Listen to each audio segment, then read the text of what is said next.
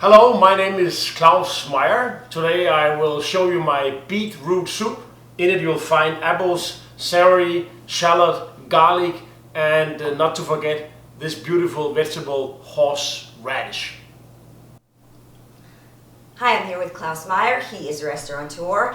You probably know him from the most famous restaurant, Noma. Well, now you are bringing all your delicious food here at Agern, a restaurant in Grand Central. Show us what you've got. Well, what are you making for us today? So today it's a very simple soup. I love soup more than almost anything else to eat. This is a beetroot soup. And, beetroot soup. A beetroot soup.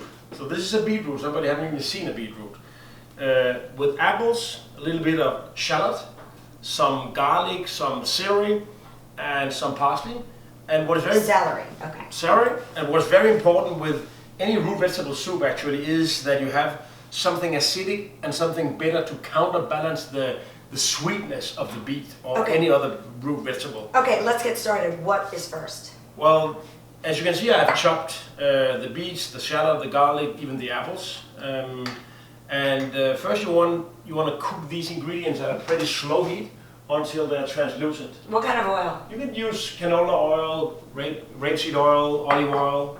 I tend to use rapeseed oil. Once you have the garlic and the shallot so first. you put in your garlic in. Okay, you can hear that sizzle a little bit. Simmers a little bit. Then now, very shortly after, you just add the beets.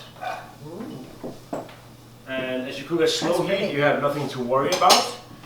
Then you take one of these stalks. And most people would, in this case, they would throw out the top. And keep the top. I've seen so many people also just do this to parsley. But what I normally do is that I keep this part and then I add this guy. Rubber band, tell us what you're doing. I'm basically just sticking the celery leaf into the parsley bunch. And the beautiful thing about this is that it has a lot of flavor, and that flavor will disseminate into my stock and bring this beautiful scent and also a hint of bitterness. What about that rubber band? This you don't really taste it. Ideally you wouldn't have it, but it doesn't really matter. Okay. And this is simple, and it's no waste cooking. Okay, so you don't use these leaves, and now we're going to chop up. In the end, if you love parsley, you can add them to the soup. Nobody use this for your omelets or whatever you love for your roast potatoes. You just chop the... Wow, I like the way you chop. Okay, so after you chop that, you put it in. I do. That goes straight in. How many pieces of celery do you put in? I would put, between 1 and 3, depending on how much I'm in love with celery for the moment. Okay, and here we have some apple. Does that go in? That goes in, but that acts like, that kind of stops the frying, the slow frying of it. So the apple goes in with the liquid. Have fun, also, have a little bit more fun. Okay, apple cider vinegar. Very good. This is the acidity of the north. We don't have lemons, we don't have lime, we don't have tamarind, we don't have rice vinegar, but we have a lot of apples, and we turn them into wine, and then we ferment the wine once more, and then it becomes vinegar. Okay, so how much vinegar are you putting in? For this amount of beets, I would, 2-3 spoons. Okay. And the very important thing, in the end, you have to season your soup with vinegar, not just with salt. It's a very important, basic thing. People tend to not understand or get it. Apples, evaporate a little bit so the volatile acidity goes away. Apples in there, the water. You can use apple must or beer or wine or instead of water? Or in combination. In combination. Or a vegetable beer, or chicken stock. My daughters are vegan, so they always ask me to use a vegetable stock, which I obviously do. This guy. Now that guy's ultimately going to come out. This one, we're not going to eat that one. This one has to come out once it has given away all its flavor, which takes usually something like 20 minutes. The soup itself is going to cook 40-45 minutes, and then you can either blend it or just enjoy it as it is with all the chunks. Now, do you cook it covered? Some people tend to leave the heat on. And what are you doing now? Well, Answer my question. So leave on, if you cook at a high heat, which you shouldn't do, leave on the lid, because then the liquid doesn't evaporate. If you cook at a slow heat, as I do, it doesn't really matter, because very little liquid will evaporate. This guy, what is that? I have What is no that? idea. Are you scared? Parsnip? It could be parsnip, but it has a different kind of shape. Yeah. So this is a Interesting. very potent vegetable called the horseradish, known from northern Scandinavia, Russia, Eastern Europe.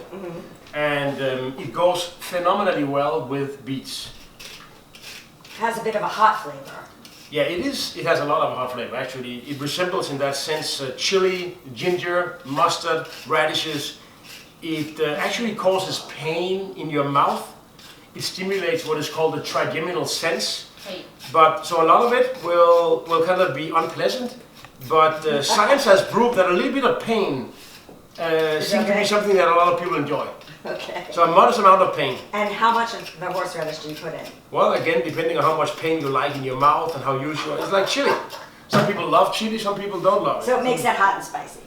It adds a kick to it. And if you can actually also use ginger. If you're not a horseradish fan, ginger is almost as good in a beetroot soup. Okay. So what is very important also is that you grate this finely. And therefore I use, You grate that finely. Okay. modern microplane. Okay. You want to try it? Sure. Thank you. I'd like You to. have a good Okay. grip on it. Start with the kind of top of it, maybe. Out there. Yeah. That's beautiful. It's Okay. I smell it. smell it. Okay. Some people start crying. I know. Yeah. No, but I'm seeing it. That's good. You're getting Yeah. some of it down there. I know. See, I know, it's underneath. so maybe start just holding that one there. Oh, that's a great idea. I'll do that because Then it'll a come bit through. more. Okay. It'll be a little more stable. Nice. Okay, you go on to the next step as I do this. Tell us Well- what's going on. The soup is almost finished. It's been cooking now miraculously for 45 minutes. And it's so red, Oh, it's so it's beautiful. very pretty The color. apples are almost melting away. And here you have to make a choice. This guy, of course, It's gonna comes come out. out. No more flavor, How no do you more get rid nothing. of it? Get rid of it. This soup, either you eat it like it is, if you like to Here, grab a let's show. bite. Let's Yeah? show the camera. Yeah, sure. Oh, it's a little hot.